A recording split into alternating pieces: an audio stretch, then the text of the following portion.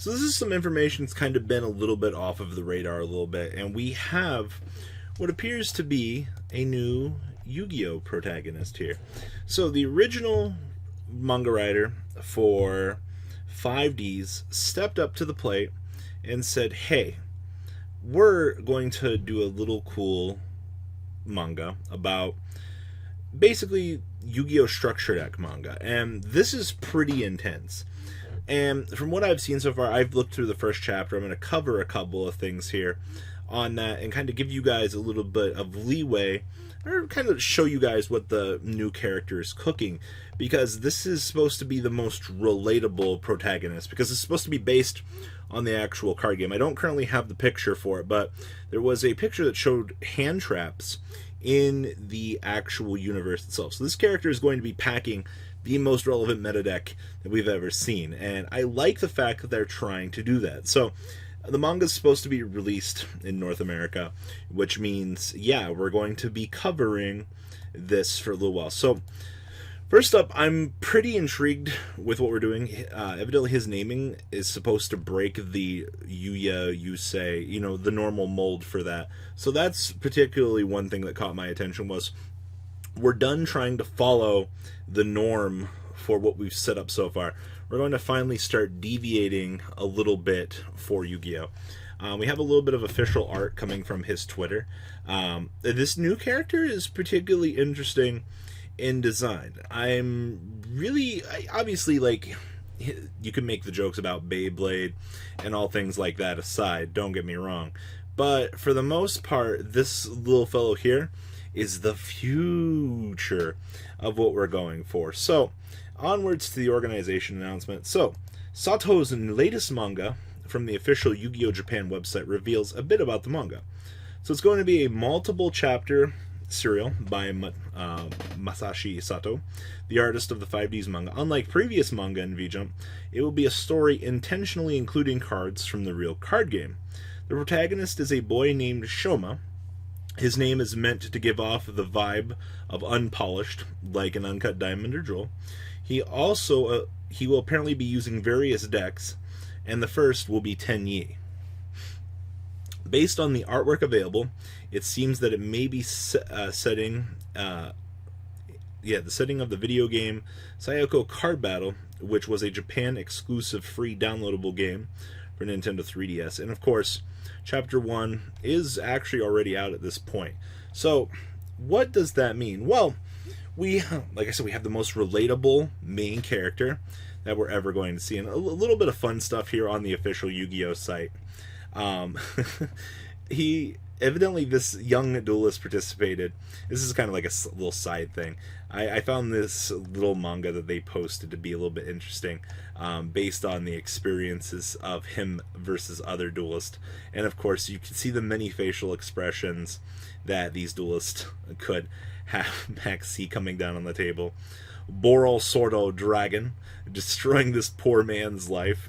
The power shuffling duelist. Man, this manga was probably, this right here is probably the most encompassing real life thing to come out of this game. And he also got to play the for hire duelist and just spams his whole field. But this poor guy, like, he got run through the ringer at his actual event. And then we got a little bit more art here for some more of the characters coming out for this. This leaves a good taste in my mouth. I'm very happy about this. Now, there's an official Twitter for this man. Searching is a good thing for your resources. Now, onwards to the actual manga. So I was doing a little bit of peeping through the chapter because I was curious on a few things.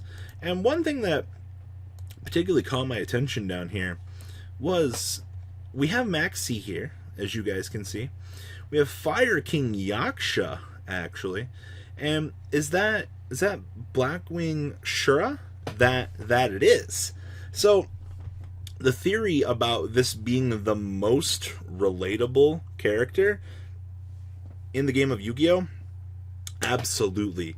You get it all wrapped up for you in one big, really cool, actually, manga available. Now, we did talk about that his deck is going to be Tenyi to start, and he's supposed to kind of go through this evolution about exploring things, much like, you know, real life Yu-Gi-Oh.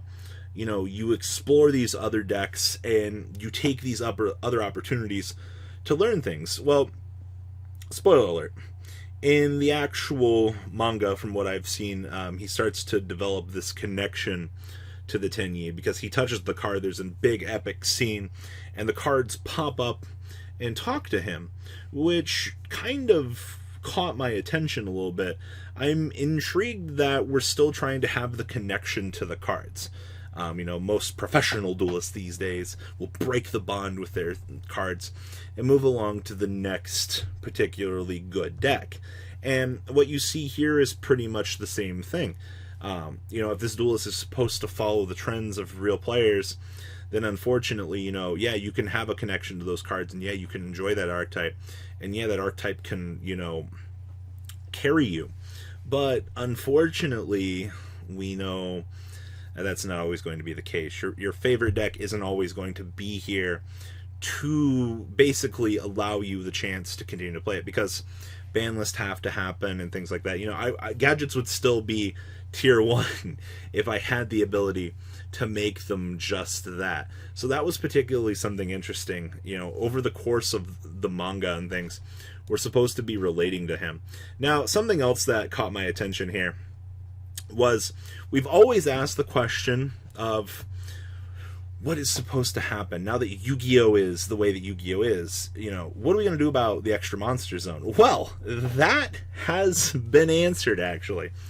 In the chapter itself, we now show that the Duel Disk has an expandable extra monster region for the player, which answers the question of what link summon. Yes.